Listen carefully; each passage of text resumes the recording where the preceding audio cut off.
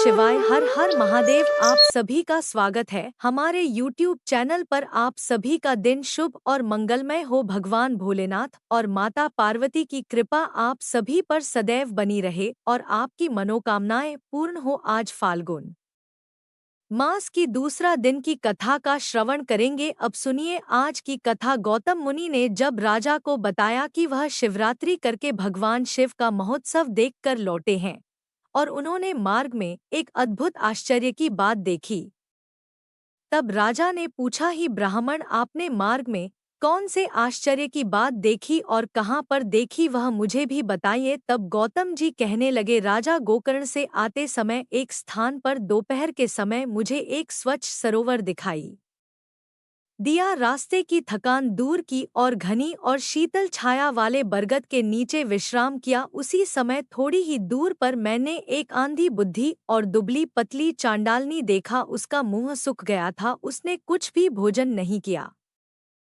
था और वह अनेक प्रकार के रोगों से पीड़ित थी। उसके सभी अंगों में कोढ़ के घाव हो गए और बहुत से यौवन में कीड़े भी पद गए। उसकी कमर में पीर और रक्त से सना हुआ एक फटा हुआ था। उसे दशा में देखकर मुझे बहुत दया आई और उसके मृत्यु कल की प्रतीक्षा करता हुआ मैं क्षण भर वहीं बैठा रहा। इतने में ही भगवान शंकर के पार्षदों द्वारा लाया जाता हुआ एक विमान मैंने देखा, जो अपनी करने से आकाश मार्ग को प्रकाशित कर रहा था। तब मैंने शीघ्र ही समीप जाकर आकाश में खड़े हुए उन शिवगणों से पूछा, आप लोगों को नमस्कार है। मैंने आप लोगों को पहचान लिया है। आप सभी महादेव जी के चरणों की सेवक हैं। आपने इस समय जो यहाँ आने का कष्ट उठाया है, वे आपकी यात्रा संपूर्ण लोगों की रक्षा करने के लिए हुई है, या आप लोगों को कोई विनोद सुझा है? कृपा करके मुझे बतलाइए, आप यहाँ किस लिए पधारे हैं? तब शिव जी के दूत बोले, ये सामने जो बुद्धि चांडाल की मार रही है, इसी को ले जाने के लिए भगवान शिव ने हमें आदेश दिया है। यह सुनकर मैंने पूछा, चंडालनी इस दिव्या विमान पर बैठने की अधिकारी कैसे हो सकती है? यह तो जन्म से लेकर जीवन भर प्राय अपवित्रता में ही डूबी रही। इस दुराचारिणी को आप लोग शिवलोक में क्यों ले जाना चाहते हैं?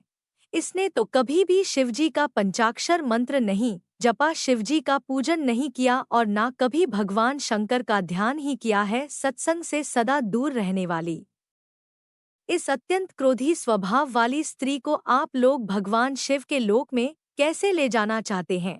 क्या हो सकता है? ईश्वर की इस लीला का रहस्य देवदूतों की समझ में आना कठिन है, जिसमें पाप आत्मा प्राणी भी दया करके परम पद में पहुंच जाते हैं।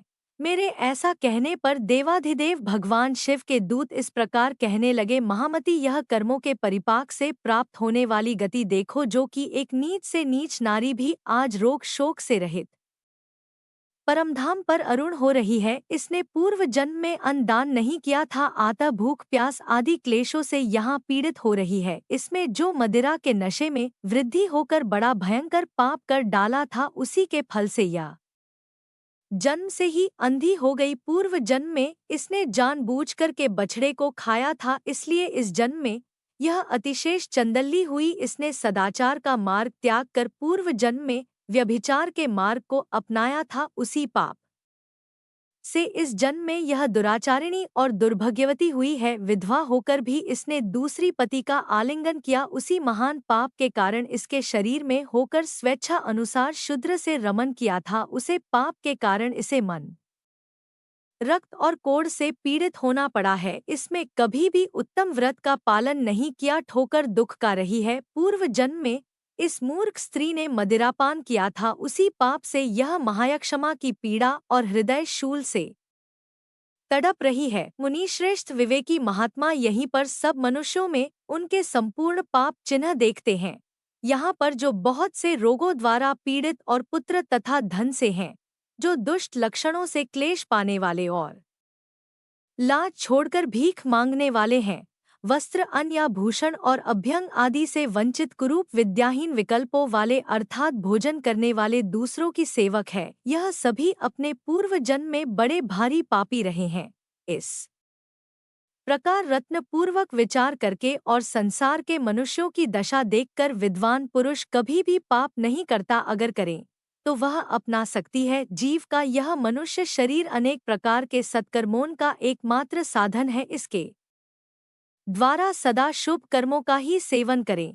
पाप कर्मों को सदा के लिए सर्वदा सर्वथा त्याग दे। सुख की इच्छा रखने वाले को पुण्य करना चाहिए। मनुष्य का ये शरीर अत्यंत दुर्लभ है, इसी पाकर जो कोई भी अपना हित चाहने वाला मनुष्य एकमात्र भगवान शिव की शरण लेता है, एक चित्त होकर उन्हीं का ध्यान करता है, वह समस्त पापों से तार जाता है। पहले इस दुराचारिणी स्त्री के मुख से और सावधानी में शिवजी का नाम उच्चरित हुआ है। श्री गोकर्ण क्षेत्र में शिवरात्रि को उपवास करके रात में इसने जागरण किया और शिव जी के मस्तक पर बिल पत्र चढ़ाया है। उसी का जो उत्तम फल है उसे यह आज भोगने जा रही है। यह सब तुम अपनी आंखों से देख रहे हो। उसे दिव्या तेज से संपन्न कर दिया। उसे नारी को दिव्या शरीर की प्राप्ति और वह तेज की राशि से उद्भासित होगी। इसके बाद भगवान शिव के दूतों ने प्रसन्न होकर उसे विमान पर बिठा लिया। वह परम उदार रूप और लवण से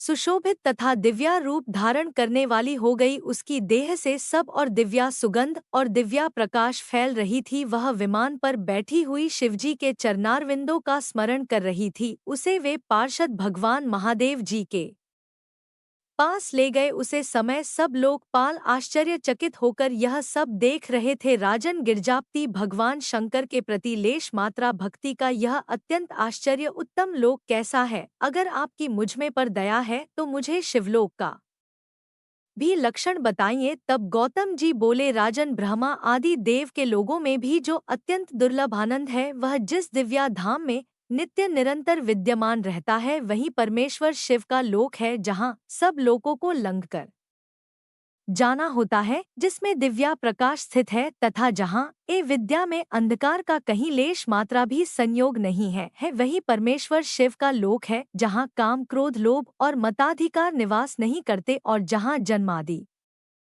अवस्थाएं नहीं प्राप्त होती, वह परमेश्वर शिव का लोक है। जो लोग भगवान शिव की भक्ति से परिपूर्ण है, यही उसे विधा में जाते हैं।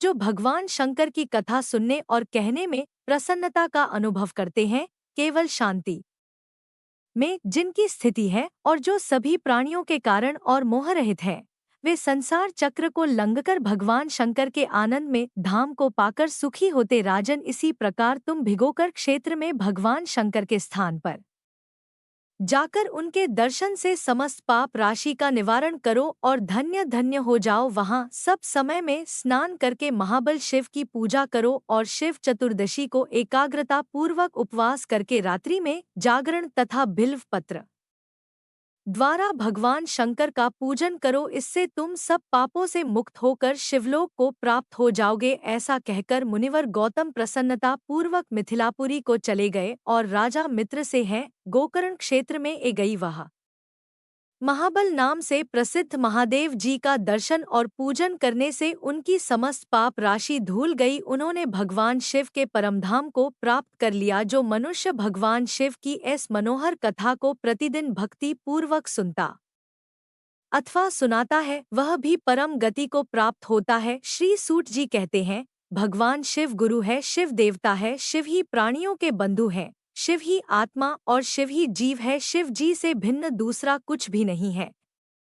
भगवान शिव के उद्देश्य से जो कुछ भी दान जप और होम आदि किया जाता है, उसका फल अनंत बताया गया है। यह समस्त शास्त्रों का निर्णय है। जो एकमात्र भगवान शिव का भजन करता है, वह सभी बंधों से मुक्त हो जाता है। जो प्रीति अपने पुत्र स्त्री और धन्य की जाती है, वही अगर भगवान शिव की पूजा में की जाए तो वह उद्धार कर देती है। इसलिए कितने ही महात्मा पुरुष भगवान शिव की पूजा के लिए संपूर्ण विषय रूपी मदिरा को छोड़ देते हैं। वही जीव सफल है जो भगवान शिव की स्तुतिवी नेत्र धन्य है। जो महादेव जी की पूजा का दर्शन करते हैं, वह मस्तक धन्य है। जो शिव जी के सामने झुक जाता है, वे पैर धन्य है। जो भक्ति पूर्वक शिव जी के क्षेत्र में सदा भ्रमण करते हैं, जिसकी संपूर्ण इंद्रिय भगवान शिव के कामों में लगी रहती है, वह संसार सागर के पार हो जाता है और भोग तथा मोक्ष प्राप्त कर लेता है। शिव जी की भक्ति संयुक्त मनुष्य, चांडाल, पुलकूज, नारी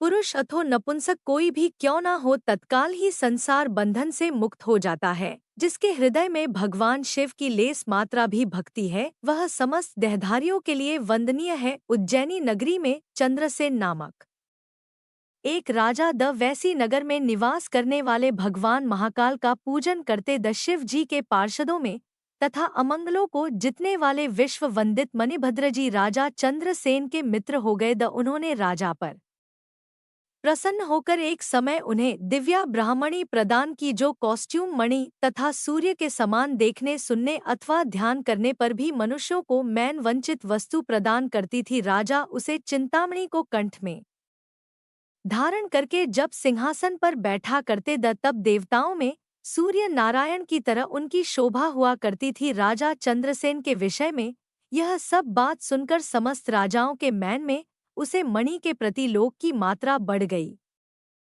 और वह शुद्ध रहने लगे। एक बार उन सभी ने बहुत सी साथ लेकर क्रोध पूर्वक धरती को कपड़े हुए आक्रमण कर दिया और उज्जैनी को चारों ओर से घर लिया। अपनी नगरी को घिरा हुआ देखकर राजा चंद्रसेन भगवान महाकाल की शरण में गए और मैन को संदेह रहित करके दृढ़ निश्चय के साथ उपवास पूर्वक दिन रात अनन्या भाव से भगवान गौरीपति की आराधना करने लगे। उन्हें दिनों उसे नगर में कोई ग्वाली रहती थी जिसके एकमात्र ही पुत्र था। यह विधवा थी और उज्जैन में बहुत दिनों से रहा करती थी। वह अपने 5 वर्ष के बालक को लिए हुए महाकाल के मंदिर में गई और राजा चंद्रसेन द्वारा की हुई गिरजापति की महापूजा का दर्शन किया। शिव पूजन का वह आश्चर्य में उत्सव देखकर उसने भगवान को प्रणाम किया और पुनः अपने निवास स्थान पर लौट आई। ग्वालिन के उसे बालक ने वह सारी पूजा देखी थी, इसलिए घर आने पर उसने भी कौतूहलवश शिव जी की पूजा प्रारंभ कर दी, जो संसार से वैराग्य प्रदान करने वाली है। एक सुंदर पत्थर लाकर उसे घर से थोड़ी ही दूर पर एकांत स्थान में रख दिया और उसी को शिवलिंग मान लिया। फिर अपने छोटे छोटे हाथों से मिलने लायक जो कोई भी फूल उसे दिखाई दिए उन सबको इकट्ठा करके उसे बालक ने जल से शिवलिंग को स्नान कराया और भक्ति पूर्वक पूजन किया। उसके बाद कृत्रिम अलंकार, चंदन, धूप, दीप और अक्षत आदि उपचारों से अर्चना करके प्रभाव करके दिव्या वस्तुओं को भगवान से बार बार पूजा करके तरह तरह शिवलिंग के सामने नृत्य किया और बारंबार भगवान के चरणों में शीश झुकाया। इस प्रकार अनुचित होकर शिवजी आराधना में लगे हुए अपने पुत्र को ग्वालिन ने बड़े प्यार से भोजन के लिए बुलाया, लेकिन उसका मैन तो पूजा में लगा हुआ था। मैन के बहुत बुलाने पर भी उसे भोजन करने की बिल्कुल इच्छा नहीं हुई। तब उसकी मैन स्वयं चलकर उसके पास गई और शिव जी के आगे आंखें बंद करके ध्यान लगाए बैठे अपने पुत्र को हाथ पकड़कर खींचने लगी। इतने पर भी जब वह नहीं उठा तब उसने क्रोध में आकर अपने पुत्र को खूब पिटा। खींचने और मारने पीटने पर भी जब उसका पुत्र नहीं आया तब उसने वह शिवलिंग उठाकर दूर फेंक दिया और उसे पर चढ़ाई सारी पूजन सामग्री नष्ट कर दी। यह देखकर बहाना बालक हे कहकर फिर से घर में चली गई। उधर भगवान शिव की पूजा को अपनी माँ के द्वारा नष्ट हुई देखकर वह बालक देव महादेव की पुकार करते हुए सहसा मुँह रक्षित होकर गिर पड़ा। उसकी आंखों से आंसू की धारा बह रही थी। 2 घड़ी के बाद जब उसे होश आया तब उसने आंखें खोली और देखा उसका वही निवास स्थान परम सुंदर शिवालय हो गया। उसकी शोभा बढ़ा रही थी। उसके द्वार की वार्ड और सभी फाटक सब कुछ सोने के बन गए। वहां की धरती बहुमूल्य नील मणि और हीरो की वेदिकाओं से सुशोभित थी। यह सब देखकर वह बालक ऐसा उठा और हर्ष से परमानंद के समुद्र में निमग्न सा हो गया। उसने समझ लिया कि यह सब शिवजी की पूजा का ही महत्व है। इसके बाद उसे बालक ने अपनी माता के अपराध की शांति के लिए यह पृथ्वी पर मस्तक रख साष्टांग प्रणाम किया और कहा, हायदेव ही उमापति, मेरी माता का अपराध क्षमा कीजिए। वह मूढ़ है, आपके प्रभाव को नहीं जानती है। महादेव आप उसे पर प्रसन्न हो जाइए। अगर मुझमें में आपकी भक्ति से उत्पन्न हुआ कुछ भी पुण्य है तो उससे मेरी माता आपकी दया प्राप्त कर सके। इस प्रकार भगवान शंकर को बार बार प्रसन्न करके उनके चरणों में मस्तक झुकाकर सूर्यास्त के समय वह बालक शिवालय से बाहर निकाला और उसने अपने शिविर को देखा। वह इंद्र नगर के समान शोभा कर रहा था। वह सब कुछ तत्काल स्वर्णमय होकर विचित्र वैभव से प्रकाशित होने लगा। भवन के अंदर प्रवेश करके उसे अपलक ने देखा कि उसकी माँ तो बहुमूल्य रत्न में पलंग पर बिछी हुई श्वेत रंग की सैया पर निर्भय होकर सो रही है और उसी को याद कर रही है और अपने पुत्र को तथा अपने घर को भी अपूर्व रूप में देखकर रूप से विमल होती पुत्र के मुख से गिरजापती शंकर जी का वैसा प्रसाद सुनकर ग्वालिन्य राजा को सूचना दी, जो नित निरंतर भगवान शिव के भजन में ही लगे रहते। राजा अपना नियम पूरा करके रात में अचानक वहां आए और ग्वालिन के पुत्र का वह प्रभाव जो शंकर जी के संतोष से प्रकट हुआ था उसे देखा। स्वर्णामय शिव मंदिर रत्न में शिवलिंग और सुंदर मानों से जगमगाता हुआ ग्वालिन का सुंदर महल देखकर राजा चंद्रसेन पुरोहित और मंत्रियों के साथ 2 घड़ी तक आश्चर्यचकित होकर परमानंद में डूबे रहे। उसके बाद उन्होंने आंखों से प्रेम की आंसू बहते हुए ग्वालिन की उस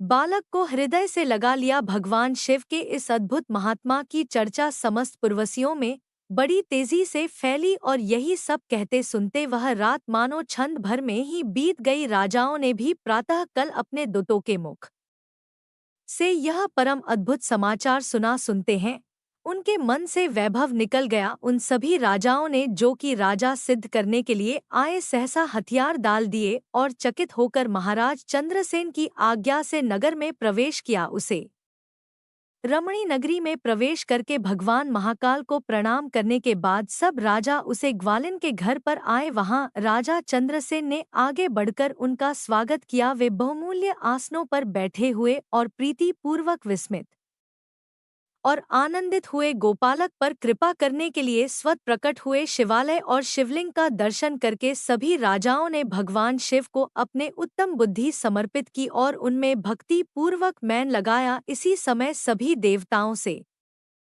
पूजित परम तेजस्वी वनराज हनुमान जी वहां प्रकट हुई। उनकी आते ही सब राजाओं ने बड़ी तेजी से उठकर भक्ति भाव से विनीत होकर उन्हें प्रणाम किया। तब हनुमान जी कहने लगे, राजा भगवान शिव की पूजा के शिव देहधारी के लिए दूसरी कोई गति नहीं है। ये बड़े सौभाग्य की बात है कि इस गवाल बालक ने शनिवार को प्रदोष व्रत के दिन बिना मेट्रो की भी शिवजी का पूजन करके उन्हें पा लिया। शनिवार को प्रदोष व्रत समस्त देहधारियों के लिए दुर्लभ है। कृष्ण पक्ष आने पर तो वह और भी दुर्लभ हो जाता है। गोप वंश की कीर्ति बढ़ाने वाला ये बालक संसार में सबसे अधिक पुण्य आत्मा है। इसकी वंश परंपरा में 8वीं पीढ़ी में मां यशस्वी नंद उत्पन्न होंगे, जिनके यहाँ साक्षात भगवान नारायण उनके पुत्र रूप से प्रकट होकर श्री कृष्ण के नाम से प्रसिद्ध होंगे। आज से ये गोपाल नंदन संसार में श्री कर्णम से विख्यात होगा। अंजनी नंदन हनुमान जी ऐसा कहकर उसे बालक को डोट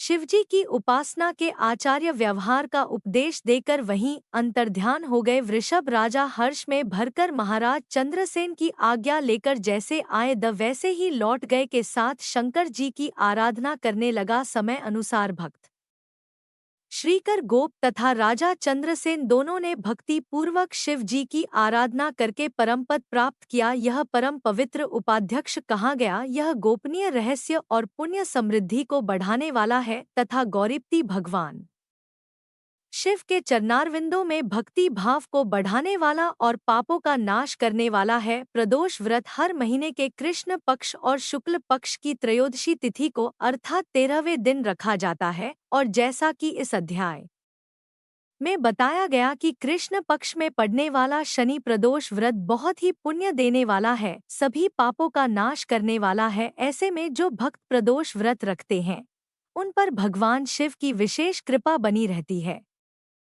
प्रदोष व्रत के दिन प्रदोष कल के समय भगवान शिव की शिवलिंग की विधिवत पूजा अर्चना करने से जीवन की कोई भी मनोकामना अधूरी नहीं रह जाती। आज का यह अध्याय यहीं पर समाप्त होता है। इसके आगे का वृत्तांत हम लोग अगले अध्याय में सुनेंगे। अगर आपको पसंद आया हो तो प्लीज़ वीडियो को लाइक करके और अब तक भी जिन्होंने चैनल को सब्सक्राइब नहीं किया है सब्सक्राइब करना मत भूलिएगा।